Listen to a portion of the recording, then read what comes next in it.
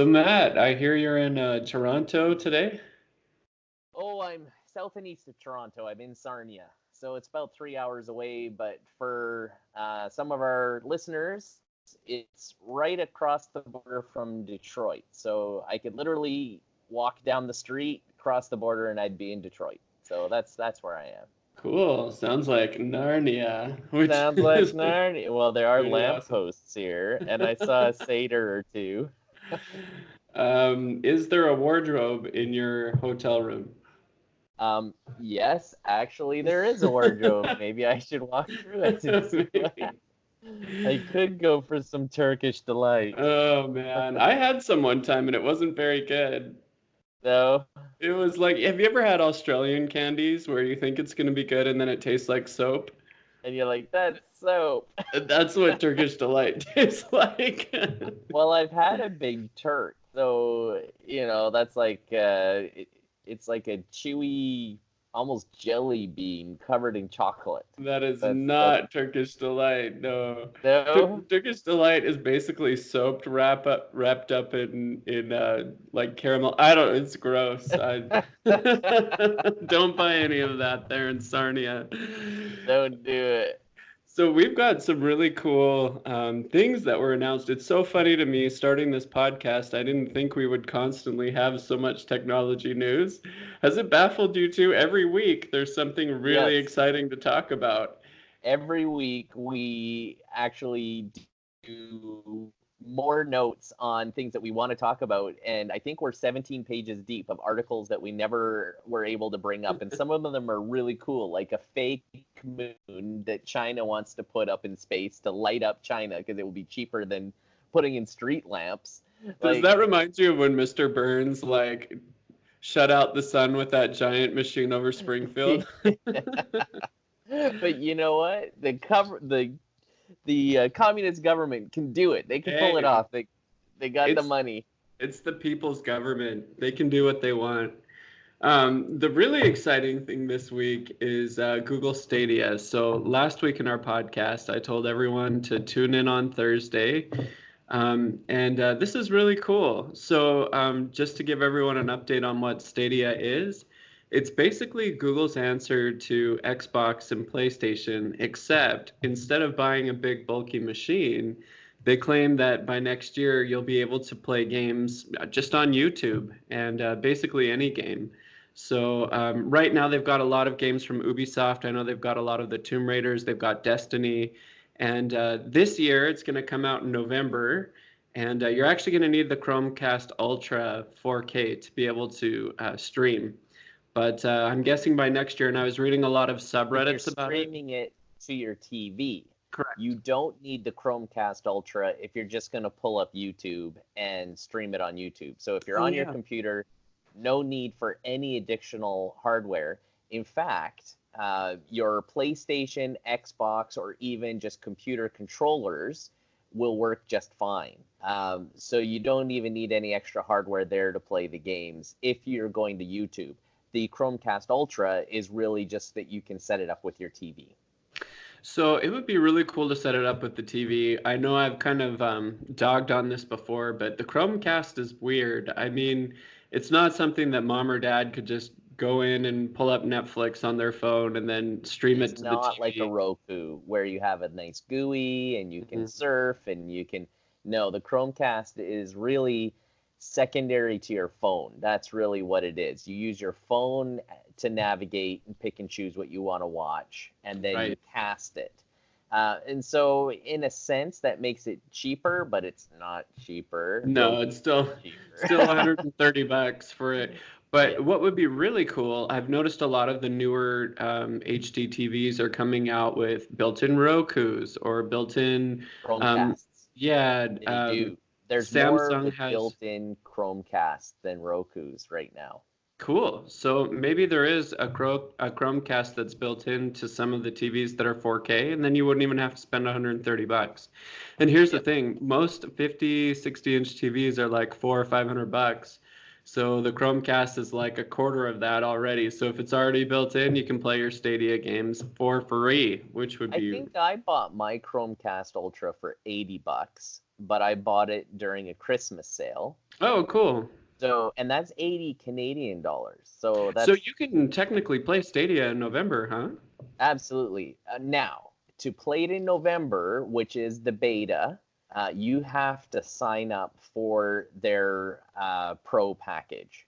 In fact, it's not just the Pro, it's called the Founders Edition. So you have to pay $130 upfront, and that $130 not only gets you in the beta, but they'll send you a Chromecast Ultra. They'll also send you a free controller. Regular price for that controller is $70, and I want to talk about the controller a little bit later and why you might want it. And it also comes with 3 months of Stadia Pro subscription and 3 months for a buddy. So they call it a buddy pass. So you've got 2 3-month subscriptions. You get your Chromecast Ultra and you get the controller. And and this is their big selling feature. You get the first shot at your Stadia name. Hey, that's a big deal. I remember when I got my Gmail name.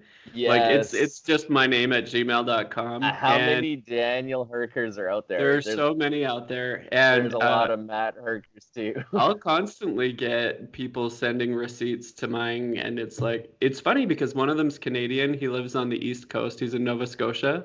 Oh yeah. And I'll get these like ridiculous receipts from all these places and clothing outfitters, and I just write to them. I'm like, you got the wrong person. Like, nice fetish wear, buddy. Yeah. So, but anyway, it could be worth getting your name. I mean, for people on these gaming networks, they love having their handle. If you're on Twitch and you're a big star, you're into the game sport or esports, yeah, it's really important to have your own name. Definitely. Well, I think that you should be my buddy. We should get it in November. Should we get it? Should we do it? Yeah, let's do it. Let's split it halfway. And I think it could be a lot of fun. And then I get the controller and you get the Chromecast Ultra. I guess so. And then I'll buy a controller myself. It could be cool for 3 months. So the thing that I'm really excited about is that they're leaning towards the Netflix model, right? So to start off with in November, I believe they have a couple dozen games that you can play streaming without having to purchase. And so like I was saying, it's a lot of like Ubisoft stuff. Yeah. But there's some good stuff. Like they have Final Fantasy 15, like I was saying before, Destiny 2, I believe. And you can just stream it. That's where some of the confusion is around it. So there's a lot of mixed reviews out there. There's a lot of people who are saying, hey, this isn't the all-you-can-eat Netflix model that we wanted it to be and that Google kind of sold it as back in March. Right. I believe, so they said some games will be free, but the only one they said for sure will be free is Destiny 2. Really? I thought it was that whole list. No, that whole list is games that will be available right away. Purchase. So you've got to purchase the games, but they did say if you pay the $10 a month, so that's the Stadia Pro, $10 a month will get you some free games. So I see it more like a PlayStation Pass or an Xbox Live, where every month they say, here's your free game, go ahead and download it. Well, in this case, you wouldn't download, you just stream it. Right. So you'd have access to some free games, but if you wanted to play a specific game that's on their list but not part of that, you would still have to buy it. Right. And then you'd be able to stream it. Right. So there's still a lot of questions, like what if you already own the game on Steam?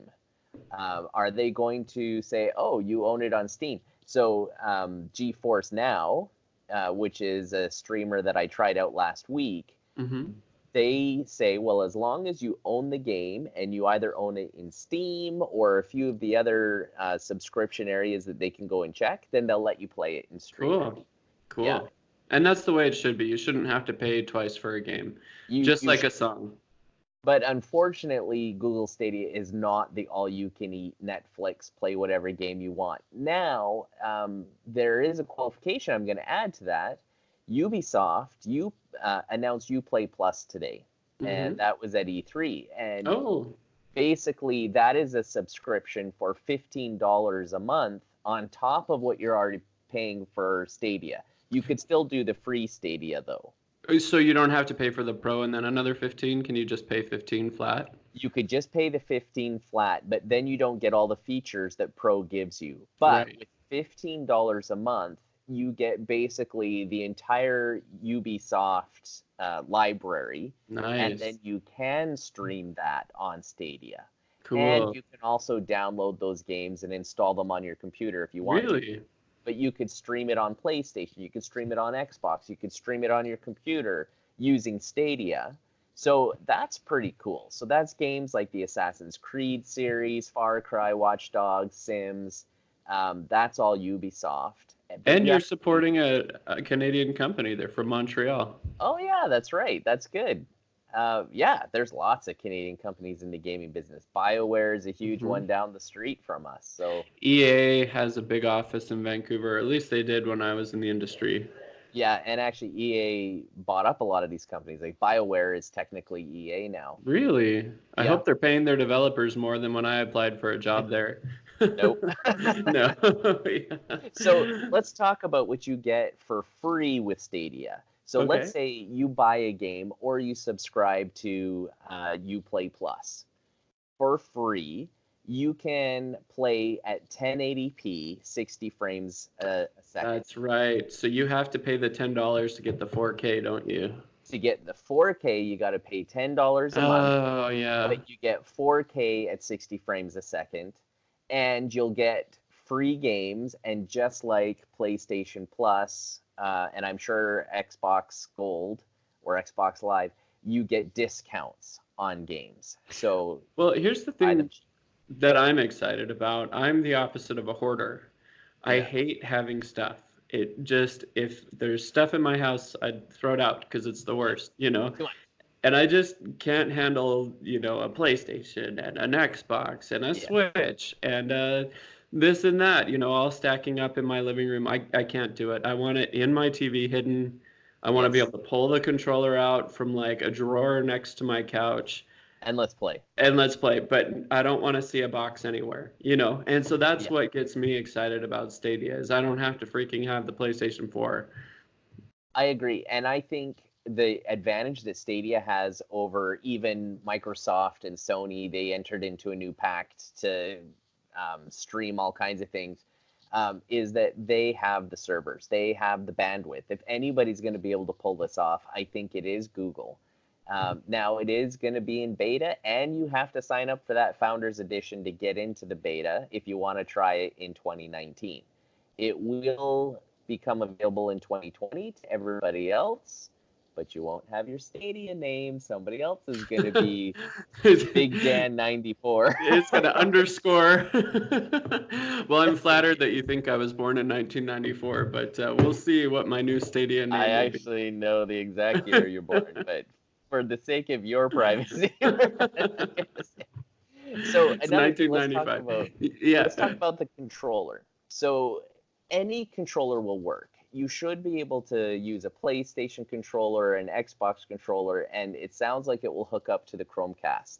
Really? So How are they going to do? That's amazing. I'm not sure, but what I know about this controller that you buy is it's different than those other two because they have to hook up some way and be Oh. connected to something. Whereas the Stadia controller is Wi-Fi.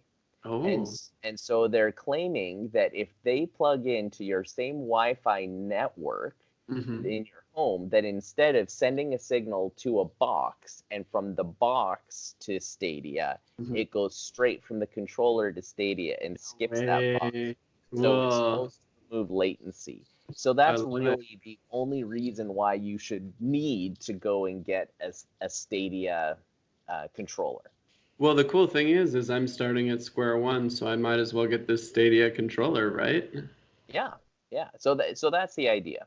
So that's Stadia, and I was a little bit disappointed when I found out it wasn't the all-you-can-eat concept of Netflix. But then when Ubisoft came out with Uplay, then I was like, oh, okay, well now at least we have a big company on board and there's a subscription. But I'd really just like to see the Netflix idea of to not just have Ubisoft, but to have EA and Yeah. other games on there. Like let's be a Steam. Let's get everything on there. Well, and even if they could do it for $20 a month, I think it's too steep to pay 10 and then another 15 for all of Ubisoft Yeah. stuff. Yeah. I think if they could just do 19.99 a month, all of the games, and then just swap them out like Netflix does, to make it fair. Well, if I you don't need 4K, then it is just the $15 a month. Just use the free version. That's true if you really like Ubisoft. Yeah. Yeah. So there's other things that got announced. So Google's not the only one getting into the streaming game. Xbox, Microsoft announced they're getting into streaming as well. We don't have any real details on it. They had their big keynote yesterday. They talked about xCloud game streaming, but they didn't really get into any details. So I guess we're going to have to sort of see where that goes. But they talked about their Xbox Game Pass for PCs, so for personal computers. And it's a hybrid between getting your Xbox Gold on your Xbox, but it also allows you to take those same Microsoft games and install them on your computer. So yeah, it is kind of neat. Like imagine that you got your laptop, you're traveling for work, and you could pick up whatever game you were playing at home on your Xbox, and all your saved games, all your data's there. You just need to download and install the game on your laptop, and away you go, and you're ready to go. Now, will it be a streaming situation?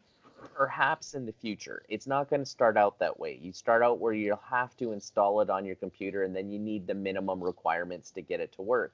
But it sounds like they will marry this with the xCloud game streaming when that does come online. But I would expect that they're not nearly as far along in the path as Google is. So I don't think you're going to see it in 2019, but you may see it middle to late 2020 when they're going to get their streaming service up and running. Well, because they even announced their new console too, and so they're really pushing for hardware. I mean, we've said it before, they don't make a whole lot out of the hardware at first, but 5 years down the road, they're just laughing all the way to the bank with us buying that 5-year-old technology. Yeah. They call it Project Scarlett. Did you get a chance to read about what the next Xbox is all about? Last week we talked about the PS5. Yeah, it sounds cool. It sounds like they have a lot of really great chips, and actually it sounds faster than my computer that I have right now that's new. So I'm jealous. It sounds faster than any computer that anybody has. Both the PS5 and Project Scarlett, which is what they're calling this next Xbox, are both going to be smoking fast. And what's fascinating to me, they're both all in with AMD. Right. Either of them are using Intel or NVIDIA. So that surprised me.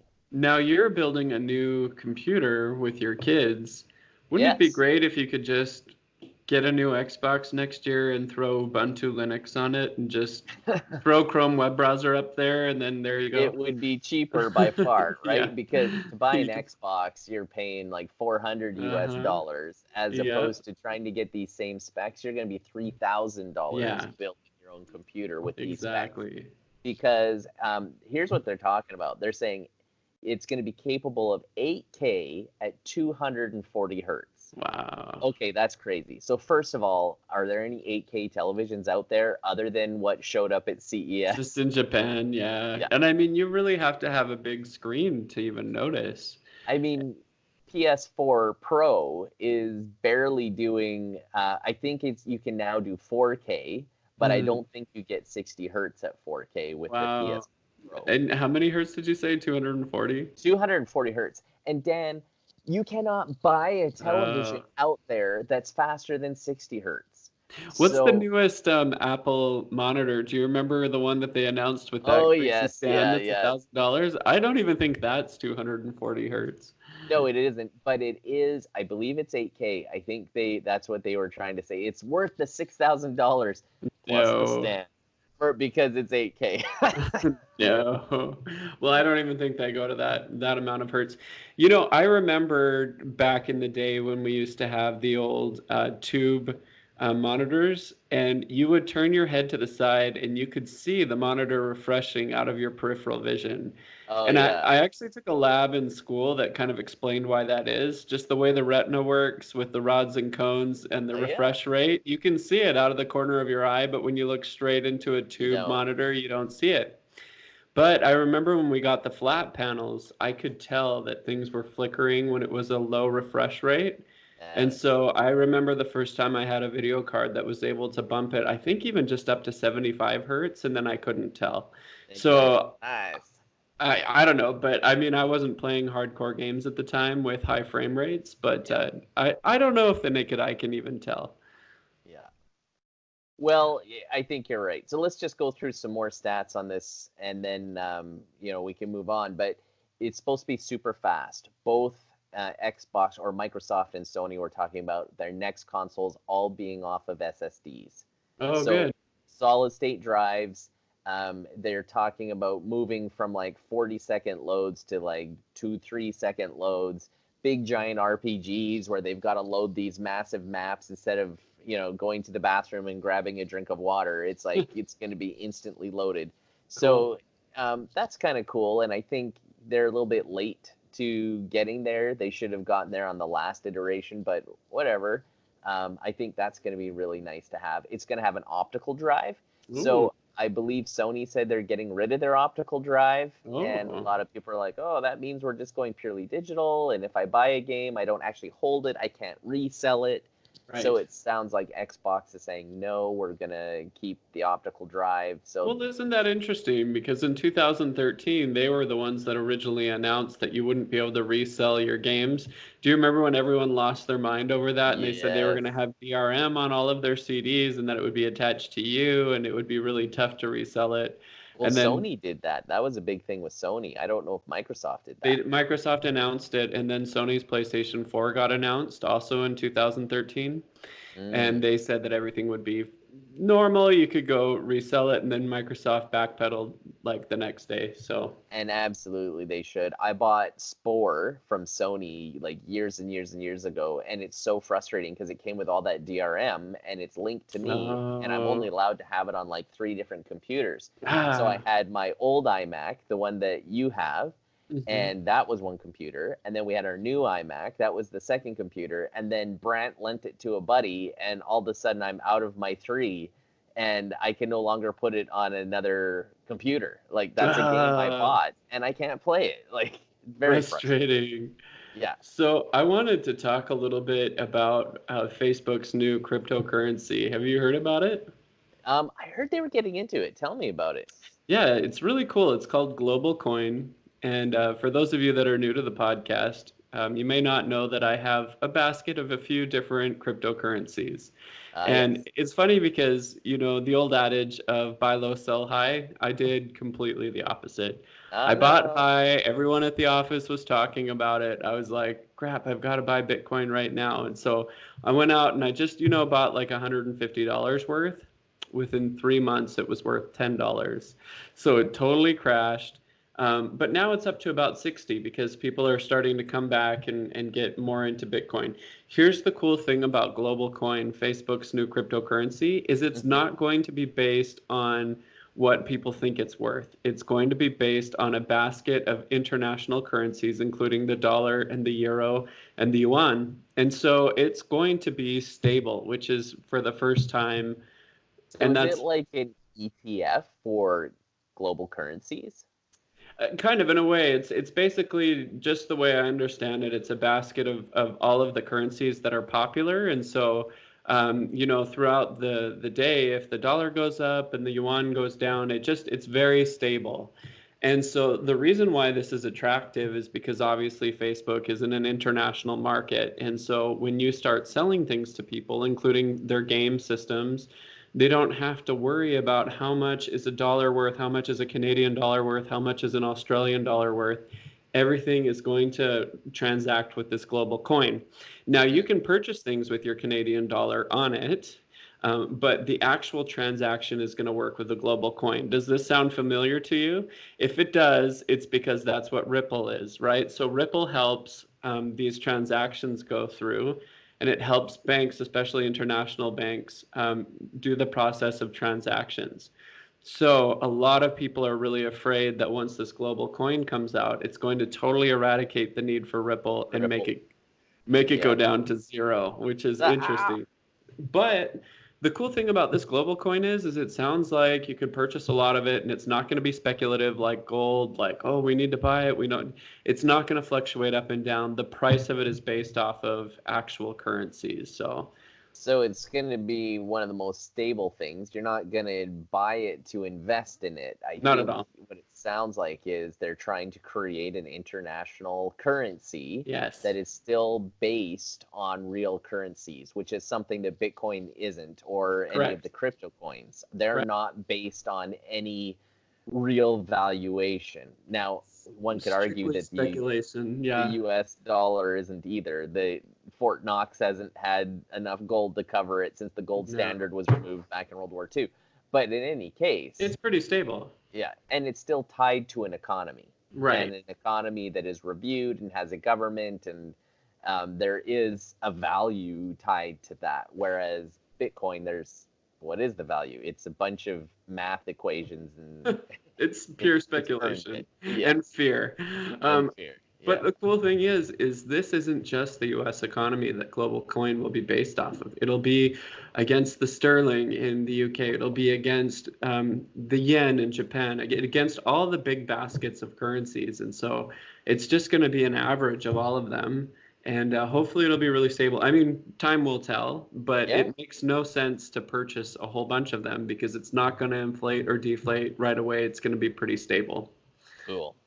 Yeah, but it will also make it better because then if you purchase a global coin from someone in the UK, you don't have to pay for that transaction of changing it to a sterling, if that makes sense. Yeah, it does. Yeah, so much cheaper. Yeah, no exchange fees. So, okay, do we trust Facebook with this? Well, here's the thing. Maybe you want to buy Facebook stock because we were talking about the actual global coin's not going to go up or down, but they are making people pay tens of millions of dollars to use their global coin. I was just reading an article today about it, and it sounds like this is a big cash grab for Zuckerberg. And so Facebook's hit a lot of rocky patches lately. I think their stock's like in the 160s. If you bought it now before this global coin comes out, I believe it comes out either at the end of the year or next January. I mean, it could really take off. I mean, people could use a global coin for everything. I mean, how nice would it be if you traveled to Brazil and you didn't have to switch your money? Well, there you go. Buy Facebook while it's on sale because they're going to own the world. The world's money. The world. All right, I've got two things that we absolutely have to talk about that also came out of E3. Okay. So the first, did you hear about AMD's announcement yesterday with their 16-core CPU? Whoa. Okay, tell us about it real quick. So last week we reported on the 12-core CPU that is totally competing with everything that Intel has, and that's what they announced. Well, yesterday, when they talked about their Navion cards, which I can get into briefly as well, they said, oh, and by the way, we have a 16-core, 32 threads, 7 nanometer gaming CPU. And get this, Dan, $750. Wow. That's it. $750. It's called the Ryzen 9 3950X, and it fits backwards compatible on all AM4 motherboards. That's crazy. AM4 motherboards have been out for years, and this 7 nanometer, 32 thread, 16 core on there. And the clock speeds are crazy. 3.5 gigahertz base clock, 4.7 boost, which is crazy. And there was an article that came out today that said they actually tested it, got it up to 5 gigahertz boosting, and every single core. Typically, it's 1 or 2 cores you can get up to 5 gigahertz, and then the rest don't get up that high. In this case, all 16 cores, Dan, got up to 5 gigahertz. And that blows the way out of what Intel was talking about, because they said, hey, we've got this one chip, and our 9000 KS, it's sitting at all 8 cores at 5 gigahertz. Double that. And that's what AMD just did. Cool. Crazy. And instead of $1,500 like the 9000 KS, 750. 750 US dollars. They're just killing it with this. Now, it's not going to be available until September. But the other ones, if you want to get into a cheaper AMD, which will still be on the 7 nanometer, and I'm looking at one for my personal build that is still going to be an 8-core 16 threads for like $279, like cheap as borscht. Yeah. Okay, now let's talk about the graphics cards really quick. Yeah. 2 of them they announced, not as exciting as this 16-core CPU, but they're going to go up and they're going to compete against the RTX 2070 and the RTX 2060. Both of those are NVIDIA's 8GB cards. So these ones will go up directly against them, and AMD showed how they're like anywhere from 5 to 10% better than NVIDIA's cards, and they're going to come in probably 20% cheaper. So amazing price. So for $450 US dollars, you can get the Radeon RX 5700 XT, and that comes with 40 compute units, 2560 stream processors, 8 gigabytes of GDDR6 memory, 256-bit memory bus. That gives you 448 gigabytes per second and 9.75 teraflops of performance. Ooh, that's exciting. But does it have ray tracing? You have a note here that it says later. Yes. So no, it doesn't have ray tracing. So what they're trying to do is they're trying to recreate ray tracing without calling it ray tracing. So they're using their shader cores to do this, and it's called select lighting effects for, and they don't call it ray tracing, for real-time gaming. So select lighting effects for real-time gaming, and then they say full ray tracing will come later, but they're gonna crunch it in the cloud. That's what it sounds like. So it sounds like you're gonna need an internet connection, and then they're gonna do the heavy lifting. It's all weird. So I'm not as blown away by the AMD graphics cards as I was about their CPUs. Yeah, well, I was just about to say maybe you want to get an NVIDIA graphics card with this AMD CPU. Hey, well, that's great. There's so many cool things that came out and were announced this week. We want to hear what you liked the best about it. And if you have any questions for us, hit us up on Twitter at TechTimeShowPC. We'll hit you up next week. I'll catch you next week.